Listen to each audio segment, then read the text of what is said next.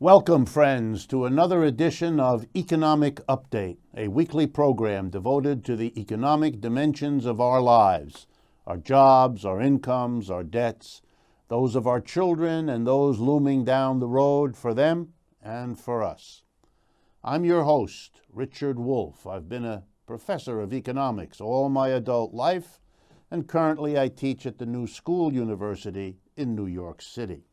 And at some So point, what you're saying is that the word nature or natural is just a sort of fancy way of saying unchangeable, that's right. untransformable. Don't even go there. Don't even It's either try. ordained by God or it's ordained by human nature.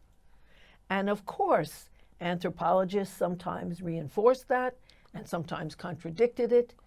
But as the group that's oppressed decides not to be oppressed anymore, they don't accept that line anymore. And that changes. So when the slaves revolted and slavery is over, the argument that some people are by nature masterful and others are slavish has a harder time. I was about to say doesn't exist anymore. It does. But really in capitalism, you hear very often that those who sit at the top of the corporate pyramid They're the are smartest. somehow the smartest, the cleverest, the hardest working, or something. There's always this effort to naturalize a social arrangement, to insist that it's always been that way, because you really want to believe it always will be that way. But really everything you're telling us runs against that. That's right, because I am saying, as Bertolt Brecht said in one of his operas, what is man? Something and nothing. Nothing until someone makes him something. People can be wolves if they grow up among wolves. People, it changes so much. And if you look in our society at the kind of education you get at Sidwell Friends, which is where Obama's kids went and where Biden's grandchildren went. It's a very prestigious school for Washington, wealthy and political people. It costs $43,000 for a grammar school, and it's not a boarding school either.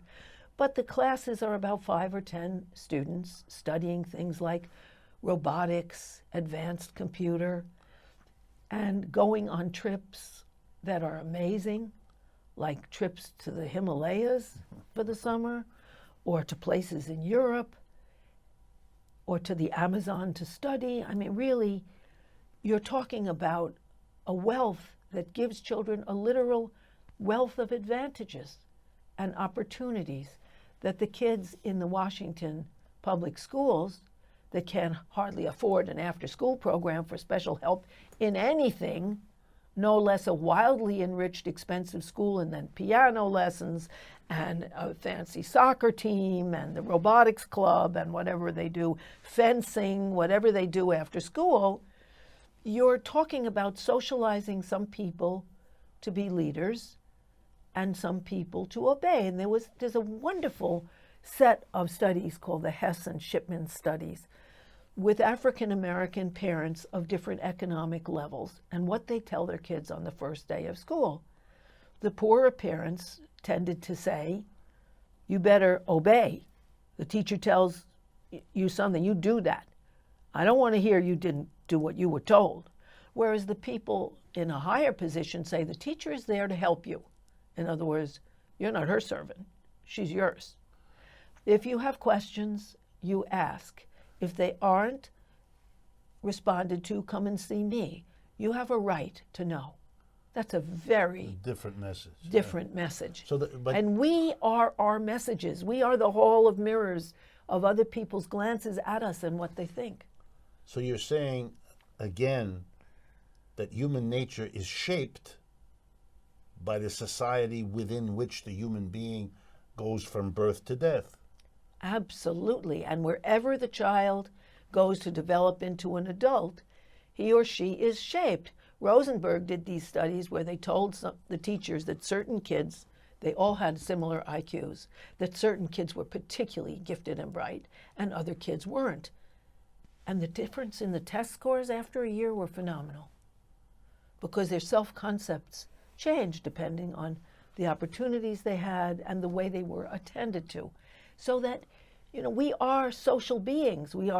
Our brains are formed by society's messages. And if you give some people the messages that they are followers, that they're nobody, that they better obey, you're preparing them for that. Whereas other people, that they can figure out anything and that they are leaders, you're preparing them for that. Well, then to go back to the beginning of this discussion, it may indeed be true that people in a capitalist society are greedy, are avaricious, are competitive. But what you're saying is, to the degree that that's so, they are products of a system. If the system were different, they would be different. And that even if they have those things in them, at the same time they have pressures to be other than that are contesting inside their own minds and hearts all the time.